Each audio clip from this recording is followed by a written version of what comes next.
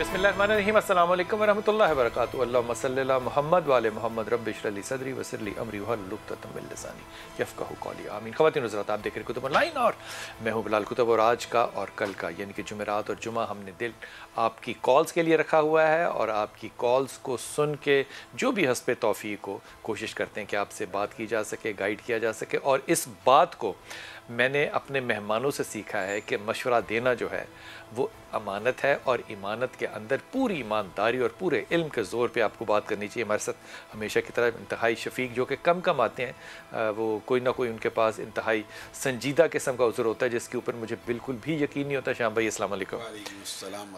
मुझे बिल्कुल नहीं यकीन होता। यकीन कर लें। अच्छा, जो इब्तदा जो है वो मैं शाम भाई आपकी राय चाहूँगा इस बात से कि पहले कॉल लीजिए। अल्लाह ताला के रसूल की बात है, कहा कि अल्लाह की लानत हो और लानत अल्लाह के रसूल भेज रहे हैं। बड़ी संजीदा बात है, बहुत संजीदा बात है। कहा उन लोगों पे, किन लोगों पे लानत है जो लिबास पहने और फिर भी नंगे नजर आए। बेशक ये मैं गलत बात तो नहीं कह रहा? सही दुरुस्त का है। अल्लाह ताला के रसूल की रीज़न है कि मेरे पे कोई पाबंदी बंदिश तो नहीं है ना, कि मैं तो नहीं ये कह रहा ना। लोग इस पे कमेंट करेंगे। लानत से ये बहुत बड़ी बात है कि अल्लाह के रसूल कह रहे हैं लानत हो। और इसके साथ कॉरस्पॉन्डिंग जो मैं बात आपसे अर्ज कर रहा हूँ ना, ये हाथ जोड़ के आप लोगों से, क्योंकि ज़ाहिर है आप लोगों की राय जो है वो सोशल मीडिया पे बहुत बहुत अहमियत रखती है। उम्मे खुलाद हैं। हाँ, इनके जो बेटे थे वो एक जग शहीद हो गए, उनको शहादत मिली, मुसलमानों के साथ जंग में शरीक हुए। तो वो रसूल पाक सल्लल्लाहु अलैहि वसल्लम के पास कोई बात करने जा रही थी और वो उस वक्त हालत गम में थी। और जब वो जा रही थी तो सहाबा बैठे हुए थे। अब इसे बहुत से पर्दे जो है ना वो उठाए जा सकते हैं इन बातों से, और उन्होंने नकाब किया हुआ था। शायद सहाबा बैठे हुए थे इसलिए या जो भी, लेकिन नकाब का लफ्ज़ जो है वो मैंने हदीस में पहले नहीं पढ़ा। तो वो बाकी लोग जो सारे इस बात को इधर उधर लेकर जाते थे कि बात की तरजीहात हैं फलाना है, वो बात भी वहाँ पर ख़त्म हो गई। तीसरी चीज़ ये कि सहाबा ने कहा कि तुम अभी हालत गम में हो, और शायद वो जानने वाले लोग भी होंगे, एक ही शहर में एक ही मोहल्ले के रहने वाले। कहा कि तूने ये नकाब किया हुआ है, इसकी क्या वजह है? चादर ली हुई है, क्या वजह है? ये मैं अपनी तरफ से कह रहा हूँ। बहरहाल नकाब का जिक्र है। उस खातून का जो जवाब था, सहाबिया सहाबा को कह रही है, उसने कहा मेरा बेटा मरा है, शहीद हुआ है, मेरा बेटा मरा है, मेरा बेटा शहीद हुआ है, मेरी हया नहीं मरी कि मैं ये लिबास जो है या ये नकाब जो है ये उठा दूँ। अब ये जो गुफ्तगू है, गम और खुशी में हमेशा अल्लाह की नाफरमानी ज़्यादा होती है। गम और खुशी में अल्लाह की नाफरमानी हमेशा ज़्यादा होती है। या गम के मौके के ऊपर, यानी गम के मौके के ऊपर ये उधर बन जाता है कि बेपर्दगी हो रही है, गम में है। तो ये आपने जो बात की है, उन्होंने कहा हया नहीं मरी, बेटा ही मरा है, अभी मैं तो जिंदा। अच्छा, इससे एक बहुत जो पर्दा है ना इस बात से और कवर जो है वो उठता है, वो ये हाफिज साहब के हम लोग अमूमन अपनी गुर्बत का, अपनी यतीमी का या अपनी गम का बहाना बनाकर बेहयाई कर जाते हैं। इसी तरह खुशी का भी बहाना बनाया जाता है कि शादी है यार, चलो मौसीकी आज लगा दी जाए। बड़े बड़े मजहबी जो घराने हैं ना, हाँ, उनमें भी अगर शादी हो रही हो ना, इस पे तो बात ही किसी दिन और करूंगा मौसीकी। हाँ, तो फिर वो मैं कहता हूँ, यानी कहने का मतलब ये है। आपने दूसरी बात जो निकाब की है ना, मैं एक बात बिलाल भाई यहाँ पे ज़रूर कहना चाहता हूँ जो लोगों को भी पता होनी चाहिए। रसूलुल्लाह सल्लल्लाहु अलैहि वसल्लम ने कहा जब तुम किसी से निकाह करना चाहो तो उसको देख लिया करो। मुझे बताएं बिलाल भाई, वो रसूलुल्लाह ने क्या देखने की इजाज़त दी है? चेहरा ही देखने की, चेहरा ही और हाथ पाँव जो खुली हुई चीज़ें हैं वही देखने की इजाज़त दी है, या औरत को ब्रहना देखने की इजाज़त दी है? इससे मुराद ये है कि चेहरा छुपा हो तो ही रसूलुल्लाह कहते हैं कि देख लिया करो। ये तो इस्लाम का मिजाज भी है और फितरत भी है। कुल्ली अज़वाजी का व बनाती का व निसाइल मोमिनीन युदनीना अलैहिन्ना मिन जलाबिबिहिन। अच्छा, आपने बिल्कुल ना बात को पलट दिया। बात आइंदा अब यहीं से लेकर जाऊंगा कि ये जो हमारे यहाँ रवाज है ना ट्रॉली से जाके लाने का, देखने का, मेरे ख्याल में अगर खुदा ने मुझे कभी ताकत दी, चूँकि मुझे पता है नहीं देनी, मैं यकीन करें इसको ना, नहीं अल्लाह ताला ने आपको ताकत दी हुई है, गुनाह कबीरा कर रहे हैं, ये गुनाह कबीरा है। मैं कहता हूँ खुदा की कसम, आप तज़लील की तौबा तौबा तौबा तौबा तौबा तौबा तौबा। मेरे अंदर कोई मौलवी शौलवी नहीं है, लेकिन कुछ बातें मुझे ना इन लोगों की बड़ी अच्छी लगती हैं, और ख़ास तौर पे उन बातों की तस्दीक जब आप डॉक्टर इसरार के लेक्चर से भी सुन लेना, तो खुदा की कसम एक ईमान की हलावत जो है ना वो आपके सीने में अगर गर्दिश ना करे तो फिर ज़रा गौर अपने ऊपर करना चाहिए। जी अस्सलाम वालेकुम अलमास। जी वालेकुम अस्सलाम। मुझे भाई के बारे में पूछना है। जरा ऊंचा कीजिएगा बेटा आवाज को, अलमास की आवाज को। लड़की का नाम दिया है, दोबारा कहना अलमास। अलमास फिर से बोलना बेटा। लड़की का नाम मदीहा, भाई का नाम वकास। वकार का मलीहा, मदीहा। मदीहा के साथ वकार का। आप पूछ रही है कि ये रिश्ता कैसा रहेगा? मदीहा। फिर से कहना नाम। भाई का नाम वकास। बेटा मुझे नहीं समझ में आ रही आवाज, मेरे कान में लगा दें ये आवाज। बेटा स्पेलिंग करो, क्या क्या नाम ले रही हो? भाई मुझे स्पेलिंग नहीं आती। मुझे स्पेलिंग है। वाओ का स्वाद। वकास हो क्या एक, दूसरा क्या नाम है? वकास। मेरी प्यारी बच्ची दूसरा नाम क्या है? मदीहा। मदीहा नाम है। मदीहा और वकास की शादी कैसे रहेगी, यही सवाल पूछ रही हो? ओके, पहली बात तो ये कि दोनों के अंदर तुम्हें पता है कि गुस्सा ज़्यादा, तुम्हें वकास का पता होगा कि वकास के अंदर गुस्सा ज़्यादा है। जब दोनों कंपेनियंस में गुस्सा ज़्यादा हो तो चाहे टाइटैनिक हो, दो कप्तान टाइटैनिक के भी नहीं चल सकते। ये बात जो है ये मद्देनज़र रख के इस रिश्ते में आगे बढ़ना, अगर कोई और ऑप्शंस हैं तो उनकी तरफ भी तवज्जो करना। मिसेस बाबर आप मेरे साथ हैं? अस्सलाम वालेकुम। जी अस्सलाम वालेकुम। वालेकुम सलाम। जी बिलाल भाई, बेटी का नाम है हाइका। अच्छा। HAIQA, हाइका जी। और 3 रिश्ते हैं, एक है उसामा, फाद और हसीब। अच्छा, उसामा बहुत अच्छा रिश्ता है हाइका के लिए। जी। इन तीनों में से अगर मैं प्रायोरिटी बनाऊं, वैसे तो सारी बच्चे अच्छे हैं और हसीब भी बहुत अच्छा है, लेकिन इन सारों में से उसामा जो है वो सबसे प्यारा बच्चा है। लेकिन ये बात जहन में रखना कि हाइका को इस बात का समझाना है कि 2 चीज़ों पे 3 चीज़ों पे तवज्जो रखनी है। एक, हाइका को अपने मजाज पे तवज्जो करनी है। ये मिसेस बाबर आपको बात समझ में आ रही है? जी, मजाज पे। दूसरा, अपनी सेहत और अपने वज़न पे, क्योंकि हाइका को जो इश्यूज़ हैं वो हार्मोन्स के आने वाले वक्त में किसी भी वक्त में हो सकते हैं। और तीसरी चीज़, अगर हाइका इन तीनों में से चूज़ उसामा को करती है या किसी को भी करती है तो ये बात जहन में रख के जाए कि डोमिनेंस एक हद तक हर कोई ले सकता है। हर चीज़ की फिर एक्सपायरी जो है वो हो जाती है। जहाँ भी शादी करना चाहे मैं तीनों को रिकमेंड करता हूँ, लेकिन इनमें से top of the list Usama है। लेकिन जहाँ भी जाएगी ये बात जहन में रखे कि डोमिनेंस के साथ नहीं रिलेशनशिप चल सकता। माँ बाप के तरफ रहते हुए तो बेटियाँ जिस तरह चाहें कर लेती हैं, वो भी खैर मैं ठीक नहीं समझता, लेकिन यहाँ पे बात जो है वो ज़रा थोड़ी सी मुख्तसर कह रहा हूँ कि यहाँ पे उसको एहतियात ज़्यादा करनी पड़ेगी। बेटी से कहना कि लाहौल की तस्बीह लाहौल वला कुव्वत इल्ला बिल्लाह की ख़ास तौर पे अपने गुस्से के लिए या सलाम या मोमिन या अल्लाह, या सलाम या मोमिन या अल्लाह, ये दोनों तस्बीहात जो है ये पढ़ती रहे इंशाअल्लाह ताला। यास्मीन अस्सलाम वालेकुम बेटा। वालेकुम जी बेटा। जी मेरा नाम यास्मीन है और मेरी बेटी का नाम समरीन है जी। और उसके शादी को 6 साल हो गए हैं उसकी, और लेकिन वो आपस में बहुत लड़ाई झगड़े रहते हैं और 4 बच्चे भी हैं उनके। माशाल्लाह, लड़ाई के बावजूद 4 बच्चे हैं, वेरी गुड। ये समरीन के शौहर का क्या नाम है? 6 साल में 4 बच्चे, माशाल्लाह। आमिर कामरान नाम है। क्या नाम है?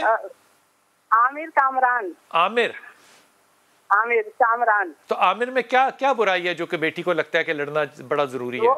उसमें ये है कि वो उसकी बात नहीं मानता है और वो अपने घर वालों के ऊपर बहुत चिल्ला होता है और उसकी मारपीट भी कर देता है उन लोगों के कहने पर। और वो जो है ना, उसको कोई पैसे वैसे भी नहीं देता, बहुत तंग करता है खर्चे में। वैसे तो बहुत अच्छा है आदमी, लेकिन दूसरों के साथ बहुत अच्छा है, लेकिन बीवी के साथ बिल्कुल बुरा है। Very good, very good, very good, शाबाश शाबाश शाबाश। और ये जो बात है, ये तुम्हारी बाकी और भी बेटियां हैं? हाँ, एक बेटी और है। अच्छा यास्मीन, मुझे ये बताओ कि दामाद भी बेटा ही होता है ना? जी।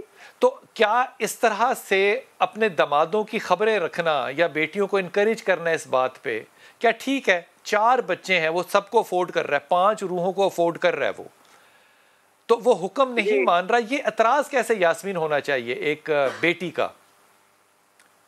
नहीं, बेटी को कोई एतराज नहीं है।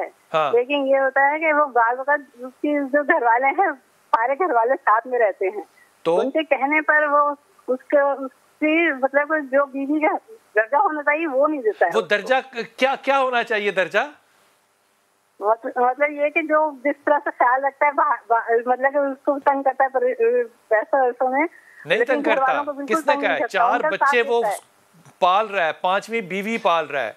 कोई दिन भूख का नहीं तुम्हारी बेटी ने गुजारा, कोई सड़क पे नहीं गुजारा, कोई रात फुटपाथ पे नहीं गुजारी। तंग कैसे कर रहा है? वो तंग ये बस ये मुस्तकिल तंग नहीं करता है वो। हाँ, कभी कभी मतलब लोगों के कहने में आकर तंग करता है। कहना नहीं मानता। हाँ, अच्छा, इसका नहीं मानता, माँ बाप के बहन भाइयों के कहने में आ जाता है। जी बड़ी गलत, बहुत बुरी बात है। मैं सही समझ रहा हूँ, खुदा के वास्ते दर्जा देना चाहिए। मैं कमाल है, खुदा की कसम यास्मीन, मैं कानों को हाथ लगा के तौबा करके अल्लाह ताला से दुआ कर रहा हूँ कि अल्लाह ताला हमारी माओं को हिदायत दे। उसमें मेरी माँ भी शामिल है, मेरी बीवी भी बहैसियत है माँ अपने बच्चों के साथ शामिल है। लेकिन ये जो सोशल डिलेमा है ना कि आप रूल करना चाहते हैं, ये मैं बात बड़े ही कम लफ्ज़ों में एक साइकोलॉजिकल डिसऑर्डर की तरफ बात कर रहा हूँ। अपनी ज़िंदगी ठीक ना गुजरी हो तो अपनी ज़िंदगी को ठीक गुजारने के लिए ना हम अपने बच्चों को इस्तेमाल करते हैं कि अब वो ऐसे रहें। ये जो एक्सटेंशन है ना हमारे फेलियर्स की लाइफ में, ये मैं रोक नहीं पाया। मैं 20 साल से इस बात को रोता हूँ लोगों के साथ, माओं के साथ। नहीं मानती माएँ, वो कहती हैं नहीं यही ठीक है बस मामला, अब मैं नाकाम हुई थी, अब बेटी को कामयाब करके दिखाऊंगी। पता है साइकोलॉजिकली क्या होता है? पस मंजर जहन में, यानी कि सबकॉन्शियस में आप अपनी लाइफ को रीलिव कर रहे होते हैं अपने दामाद के साथ, और आप उस मामले में उसको वैसे टेम करना चाहते हैं जो आप शौहर को नहीं कर सके। ये साइकोलॉजिकल डिसऑर्डर होता है यास्मीन, और ये बुनियादी तौर पे चाइल्डहुड ट्रॉमा क्रिएट करता है आने वाली अगली नस्ल के लिए। और चाइल्डहुड ट्रॉमा, यकीन करो, इंसान को रोल के रख देते हैं। इसलिए मेरी तुमसे पहली दरख्वास्त तो ये होगी कि खुदा के वास्ते अपनी बेटी को कहो कि तुमसे बातें ना किया करे, पहली बात। दूसरी बात, अगर रुतबे की बात है तो ये है ग्रेड 22, 4 बच्चे मिल गए शादी 6 साल में, और इसको कौन सा ग्रेड चाहिए? वो कहेंगे जी ये क्या बात है, वो रुतबा दे। माँ बाप का रुतबा, बहन भाइयों का रुतबा, मतलब ये सारे रुतबे हैं ना, उनमें से आप, मैं जो बीवी कहना उसके लिए कह रहा हूँ, माफ़ी के साथ कह सकता हूँ, हुजूर अक़दस आपको कमेटी डाल के ना अपना स्टेटस अर्न करना आना चाहिए। अगर आप अर्न नहीं ना कर सकते तो लोगों के गर्दनों पे तलवारें रख के स्टेटस मांगे नहीं जा सकते। नहीं मांगा जा सकता बिलाल भाई। बात ये है कि ये हमारी तरबियत तो पूरे मुआशरे की होनी चाहिए कि एक बीवी अगर गई है तो वो पहले दिन जाके ये अगर सोचती है अपने दिल में कि मेरा हामन मुझसे अपनी माँ से ज़्यादा प्यार करेगा, तो ये तो गैर शरी सोच है, ये गैर शरी ख्वाहिश है, गैर फितरती भी है, ये गैर फितरती भी है। लेकिन ये जो आपने बात की ना, कुछ औरतें अर्न कर जाती हैं अपना रुतबा, हाँ, मेहनत से, स्ट्रगल से अर्न हो जाता है। अच्छा, एक और लेकिन फिर भी अगर वो ये सोचे कि मैंने इसकी माँ के ऊपर ही रुतबे में फायदा होना चाहिए।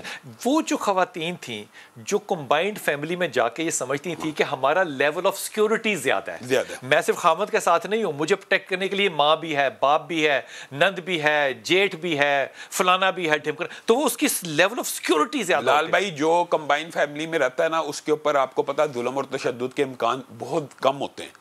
मैं वैसे कह रहा हूँ, एक जो इंडिपेंडेंट फैमिली में रहने वाले की शर्मिंदगी ज्यादा होती है, फिर सबके सामने जाहिरी बात है वो एम्बैरस फील करता है, और वो कोई ऐसी हरकत नहीं कर सकता। जो कंबाइंड फैमिली सिस्टम खास तौर पे मशरक का है, उसमें आपको पता सास ससुर की एक अहमियत है। माँ बाप है, माँ बाप नहीं, सास ससुर की भी अहमियत है। वो अपने बेटों को कहते हैं किस तरह बोल रहे हो बीवी से, हालांकि मियाँ बीवी का जाती भी कोई ऐसा मामला हो तो बाप टोक देता है, माँ टोक देती है। तो ये तो प्रोटेक्शन है बुनियादी तौर पे, जिसको हमने सास और बहू का झगड़ा बनाया हुआ है। मैं वक्फा लूंगा, और ये जो बात हाफिज साहब करें ना, मैं यकीन करें, मैं अपने दिल की ये अथर गहराइयों से कह रहा हूँ कि ये जो अच्छे दोस्त होते हैं ना, वो भी ये करते हैं कि यार तू किस तरह गल कर रहे हैं अपनी बीवी ने।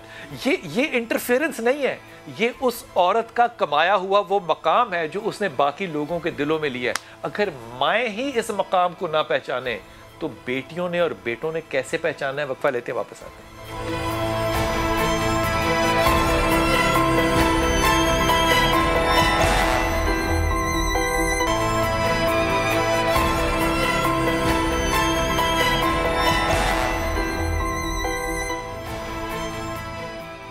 बिस्मिल्लाहिर्रहमानिर्रहीम। हमारे बहुत से देखने वाले, सुनने वाले मैसेजेस भी करते हैं, मेल्स भी करते हैं, लेकिन मुझे सबसे ज़्यादा अच्छी बात, अच्छी तो नहीं कहना चाहिए, जो दिल को लगती है वो बात, वो खतूत हैं जो कि हमारी बेटियां जो हैं वो अपने हाथ से लिख के भेजती हैं, और फिर वो कहती हैं कि ये मेरे टेलीफोन नंबर होंगे और फिर मैं जब उनको नंबर करता हूँ फ़ोन तो वो बंद कर देती हैं।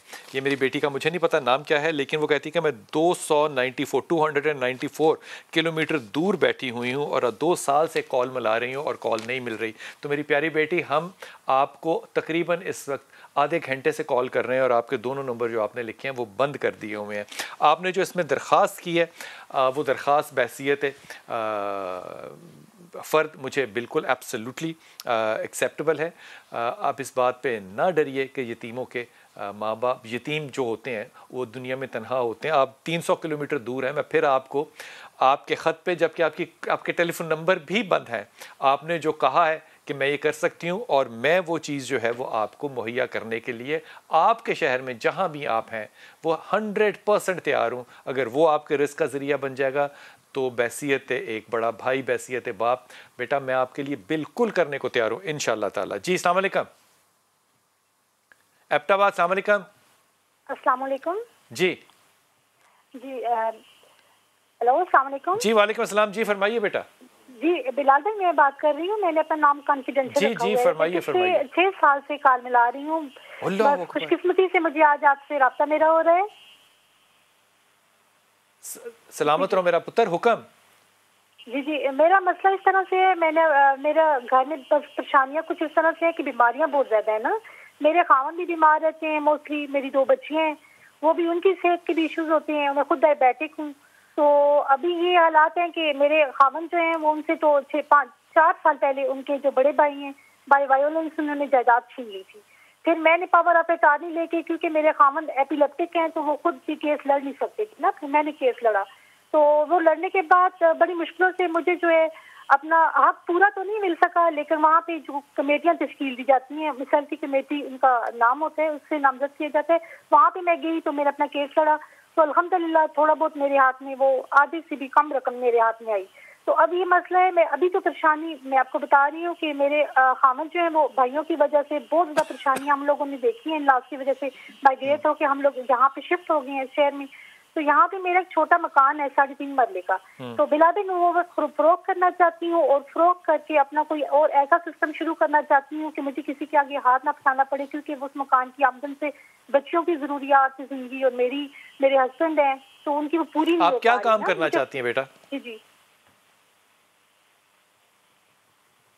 बेटा आप क्या काम करना चाहती हैं? जी मैं उस मकान को सेल करके कोई ऐसा सिस्टम मैं कहती हूँ, या कोई और जमीन ऐसी ले लूँ, क्योंकि बच्चियाँ जो हैं वो अभी पढ़ रही हैं ना, उनकी जरूरियात बहुत ज्यादा है। वालदा के सामने अपनी, मैं खुद डायबिटिक हूँ तो मेरी भी मेडिसिन। बेटियाँ क्या पढ़ रही हैं? जी बेटियाँ क्या पढ़ रही हैं? बड़ी बच्ची जो मेरी है वो BS कर रही है और छोटी का इरादा जो है वो कह रही है कि मामा मेडिकल का इरादा है। अभी वो SSC के फर्स्ट में है ना। तो मकान को बेच के तुम करना क्या चाहती हो बेटा? मैं मकान को बेच के वहाँ पे मैंने सोचा है कि कोई रकम जो है बच्चों के नाम पे डिपॉजिट कर दूँ और थोड़ा बहुत जो है कि कोई ज़मीन, कोई प्लाट लेके छोड़ देती हूँ, क्योंकि मुझे अभी जो परेशानी अभी रिसेंटली हुई है बिलादे में, अभी 2 दिन पहले पटवार खाने में गई थी अपना ये फर्स्ट की कॉपी रिन्यू कराने के लिए। तो वहाँ पे मुझे पता चला कि जिस बंदे ने प्रॉपर्टी, जिसने मुझे जो सेल किया वो घर जो था 3.5 मरले का, तो वहाँ पे वो मुझे बता रहे हैं कि काश्तकारी कुछ सिस्टम होता है, तो वो काश्तकार के हिस्से में वो चीज़ आ रही है ना। तो मैं डर चुकी हूँ। पहले ऑलरेडी मैं 5 साल स्ट्रगल करके, इतना सफर करके यहाँ पे आई। मैंने कहा दोबारा से खुदा न खास्ता उस मकान के हवाले से कोई ऐसे इश्यूज हो जाएं, क्योंकि खामन मेरे तो कुछ कर नहीं सकते। अब मैं भी इतनी, मेरे अंदर इतनी इम्यूनिटी नहीं कि मैं दोबारा से कुछ ऐसा कोई प्रॉब्लम क्रिएट हो जाए, कोई बंदे वो आ जाएं कहें कि जी ये काश्तकारी ज़मीन का आपको पता होगा कि उसमें कुछ थोड़ा बहुत पता नहीं क्या, वो मुझे बता रहे थे किसी के नाम आ जाते हैं, कुछ ऐसे इशू भी हो जाते हैं। तो मैंने क्या कुछ कम से कम ये होगा कि वो अमाउंट जो है बच्चों के नाम से वो डिपॉजिट कर देती हूँ कि बच्चों की कल शादियाँ भी होनी है, तालीमें भी। तो आप रहेंगी कहाँ पे? घर का खर्चा महीना कैसे चलेगा? फीसें कैसे चलेंगी? मैं 5 मरला मेरा जो है घर, जैसे मैं अपनी फैमिली के साथ रह रही हूँ ना, 5 मरले पे। ओके, ये आपके पास एक्स्ट्रा है घर? जी अल्हम्दुलिल्लाह वो 5 मरले का घर है। तो वालिद साहब की मलकियत से मुझे कुछ अमाउंट मिली थी, तो मैंने 5 मरला जिसमें बच्चियों के साथ रह रही हूँ। और दूसरा जो मेरी वाइड आमदन का जरिया है वो 3.5 मरले का है ना, जिसको मैं सेल आउट करना चाह रही हूँ। अल्लाह तुम्हारे लिए आसानियाँ करे। तुम्हें सूरह इखलास तो आती है ना पढ़नी? जी अल्हम्दुलिल्लाह। तुमने पढ़ते रहना है, अल्लाह तुम्हारे लिए आसानियाँ करेगा।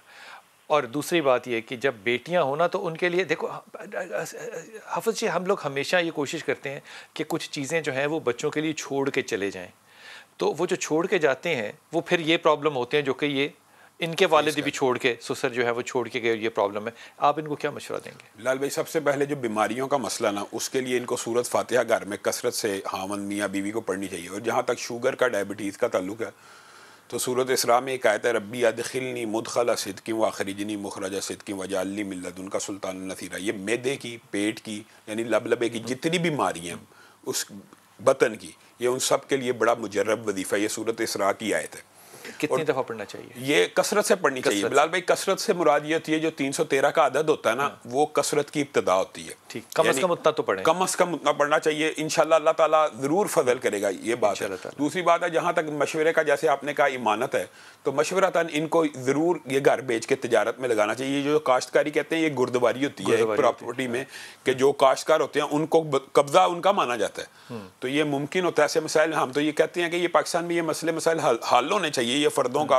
और जो एक बहन के हाथ के बारे में आपने बात की, मेरे देन में जैसे ही आपने बात की है कि यतीमी कोई ऐसा दाग दब्बा नहीं है, तो नहीं है ना कोई। मैं कहता हूँ कायनात में इस वक्त सबसे ज़्यादा पसंदीदा शख्सियत कौन है? नबी करीम सल्लल्लाहु अलैहि वसल्लम। वो भी यतीम थे। तो यतीम नबी अगर यतीम है और कायनात पूरी उनका कलमा पढ़ रही है और उनकी सिफतें आज भी देखें, फजीलत सिफत बयान हो रही है, तो गोया ये यतीमी का दाग ऐसा नहीं है कि जिसकी वजह से इंसान एहसास महरूमी में चला जाए। क्या बात है, क्या खूबसूरत बात है। और ये जो मेरी बहन जो है घर बेचना चाह रही हैं, इनसे मैं बड़ी अदब से दरख्वास्त करूँ, सूरह इखलास पढ़ो और अपनी बेटियों को तालीम दिलवाना, यकीनन दिलवाना, और मेरिट पे दिलवाना, और उनको कम से कम ये ना करना कि वो प्राइवेटली चली जाए, नहीं, गवर्नमेंट सेक्टर के अंदर रहने देना। और जो बड़ी बेटी BS कर चुकी है, इसको कहो कि वो कंप्यूटर पे या सोशल मीडिया पे ट्रेडिंग शुरू करे, और अल्लाह ताला उसको भी इसमें बहुत ही ज़्यादा बरकत देगा। तुमने अपने शौहर का साथ दिया है, अल्लाह करे अल्लाह तुम्हारा भी इसी तरह बाजू पकड़ेगा इंशाल्लाह, जिस तरह तुमने अपने शौहर का पकड़ा है। अल्लाह ताला उसको भी सेहत दे। उसे कहना कि वो भी आयत करीमा का विर्द जो है वो करता रहे, अल्लाह ताला उसे सेहत दे। जी शहबाज, अस्सलाम वालेकुम बेटा। वालेकुम अस्सलाम व रहमतुल्लाहि व बरकातहू। शाह साहब, सबसे पहले तो जनाब आपकी कौन को आखिर रखिए जनाब। अस्सलाम वालेकुम। सलामत रहिए बेटा, सलामत रहिए। हुक्म। सर, बड़ा अर्से पहले भी मैंने एक दफा आपसे कॉल की थी, उसके बाद आज मेरी आपसे ना कॉल मिली है। मैं हर रोज ट्राई करता रहा हूँ।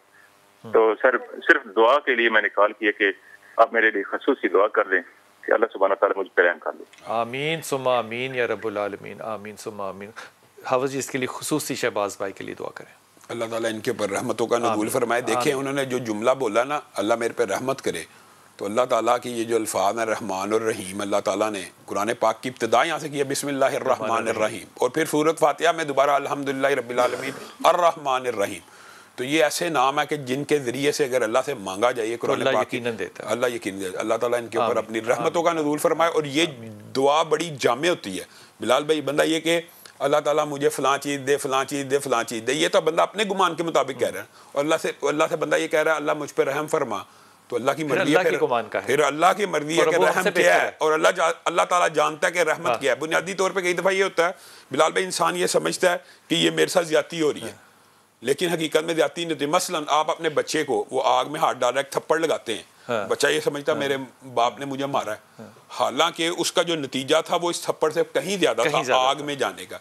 तो कई मरतबा इंसान अल्लाह रब्बुल इज़्ज़त के भी फैसलों के बारे में ये जुज़्बुत हो जाता है कि मेरे साथ ज्यादती हो रही है, लेकिन अल्लाह के नज़दीक वो बड़े बेहतर होते हैं, अल्लाह ने हिफाजत की होती है। शहबाज, आपको अल्लाह ताला बहुत ही सलामती दे, बहुत ही इज़्ज़त एहतराम के साथ दीन और दुनिया दोनों के अंदर हदायत और कामयाबियाँ दें, और अल्लाह ताला आपको रिज़्क़ हलाल कमाने की और इंतहा का रिज़्क़ अता फरमाए, हर तरह का, आपके औलाद के साथ, माँ बाप के साथ, दोस्तों के साथ, बहन भाइयों के साथ। ये जो मैं बड़े अदब से बात कह रहा हूँ, और ये मैंने बात अपने उस्तादज़ा से सीखी है, और मैंने उस्तादज़ा से ज़्यादा ये सहाबा की पढ़ी है कि जो बाअदब होता है वही बामुराद होता है।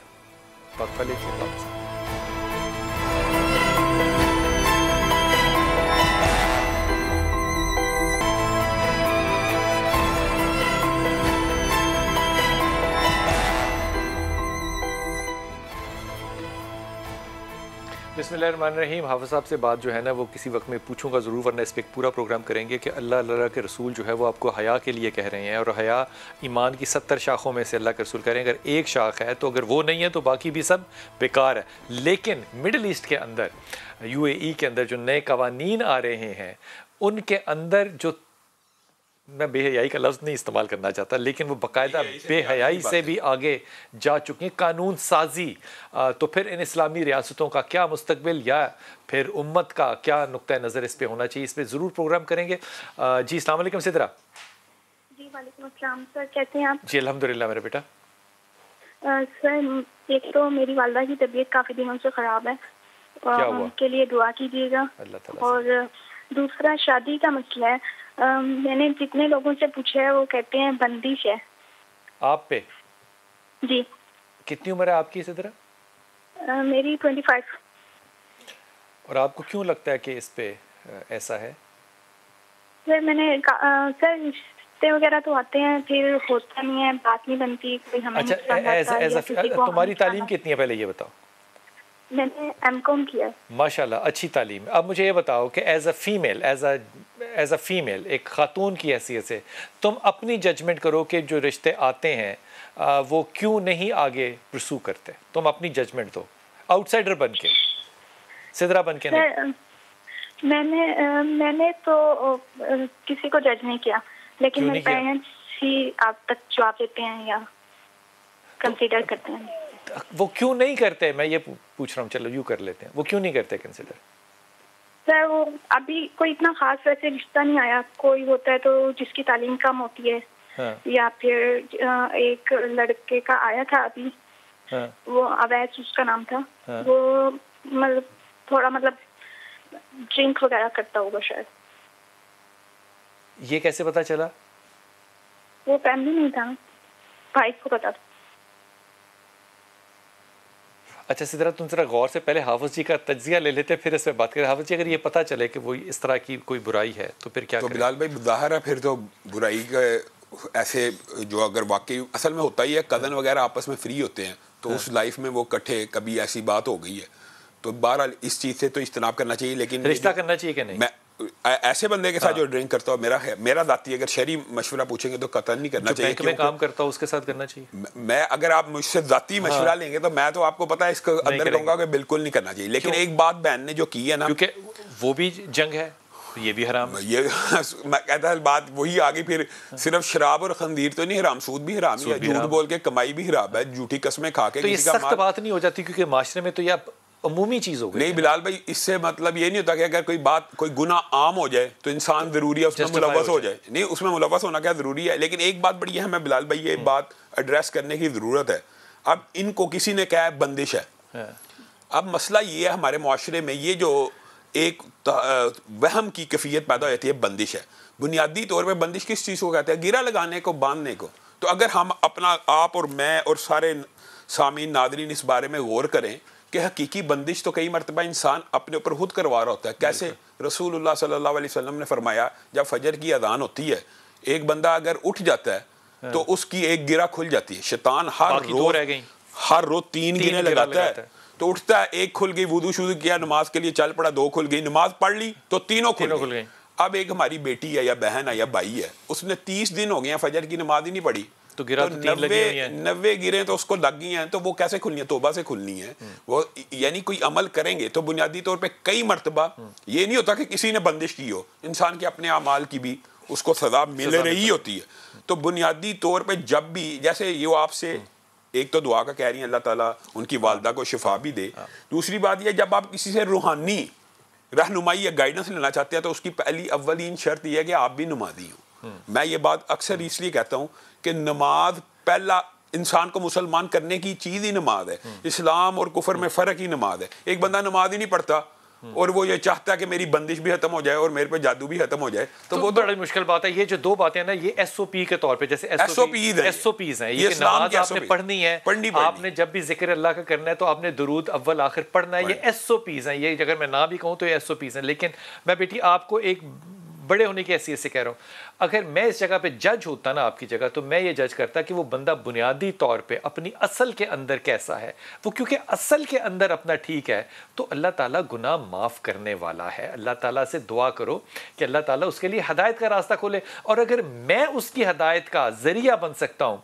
तो मैं इस बात को एक बहुत बड़ी अपॉर्चुनिटी समझूं कि मैं उसकी हदायत का ज़रिया बन सकता हूं। अब वो शादी होना एक हो गया, और वो जब तक शादी रहेगी मरने तक वो अजर और सवाब उसका जो है वो अपनी जगह। अगर मैंने किसी को गुनाह से दूर कर दिया है तो वो जब तक गुनाह में नहीं जाता उसका अजर मुझे भी मिल रहा है। मेरे ख्याल में पॉजिटिव तरीके से सोचना जो है ना वो, मेरी प्यारी बेटी, बहुत ज़्यादा ज़रूरी है। दो चीज़ें पढ़ती रहना, एक या रहमान या रहीम या करीम, अमायशा का दिया हुआ ये मैं वजीफ़ा समझता हूँ, क्योंकि इस पे आपने कहा था, अल्लाह के रसूल ने कहा था कि अल्लाह और मांगने वाले के दरमियान कोई हाल नहीं होता। ये हदीस इंशाल्लाह किसी दिन पेश करूंगा आपको। और दूसरा जो है वो या वली या वाली, ये दोनों चीज़ें पढ़ते रहना, अल्लाह अच्छे रिश्ते लाएगा इंशाल्लाह। और बहुत ज़्यादा जज नहीं करते, बस शराफत देखते हैं, रिज़्क़ हलाल देखते हैं और आगे चलते हैं। आदतें हमारी कौन सी बहुत ज़्यादा अच्छी हैं जिसके ऊपर लोग हमें अच्छा जज करते हैं। अल्लाह ने हमारे पर्दे रखे हुए हैं, अल्लाह हमेशा पर्दे रखे। जी अस्सलाम वालेकुम बेटा, मानूर बेटा अस्सलाम वालेकुम। जी अस्सलाम वालेकुम। वालेकुम सलाम। कुतुब साहब, मेरा ये मसला है कि मेरा नाम मानू फरूक है और मेरे शौहर का नाम फरूक हसन है। अच्छा। लेकिन उनकी कमर में पिछले 25 साल से दर्द है। हाँ। और अब तो घुटनों में भी दर्द होने लगा, कारोबार में भी जैसे परेशानियां आ रही हैं। अच्छा ये बताओ कि घुटनों में तो दर्द होने लग गया, आर्थराइटिस, कमर में दर्द 25 साल से जो हो रहा है, इसका कोई तजिया किया क्यों हो रहा है? नहीं, वो L5 L4 कहते हैं डॉक्टर्स के स्लिप है। तो वो अगर स्लिप है तो वो तो कायरो प्रैक्टिशनर उसको ठीक भी कर सकता है। बहुत इलाज करवाया कुतुब साहब, मैंने डॉक्टर का भी करा, रूहानी भी करा। अच्छा मुझे तुम रूहानी छोड़ दो अभी, फिलहाल रूहानी छोड़ दो। मुझे ये बताओ कि कौन सा कायरो प्रैक्टिशनर जो है उसके पास तुम इसको लेकर गई हो पिछले 25 साल में? नहीं, कायरोप्रैक्टिस के पास तो नहीं लेके गए। नहीं लेकर गए। अब मैं डॉक्टरों के पास लेके जाते हैं ना। अब मैं तुम्हें बताओ, हम कहते हैं जी सारे टेस्ट करा लेते, कुछ नहीं निकलिया। कराया क्या होता है? सीबीसी। और सारे डॉक्टरों को लोग गए, कुछ नहीं पता चली, सारे मल्ले थे डॉक्टर।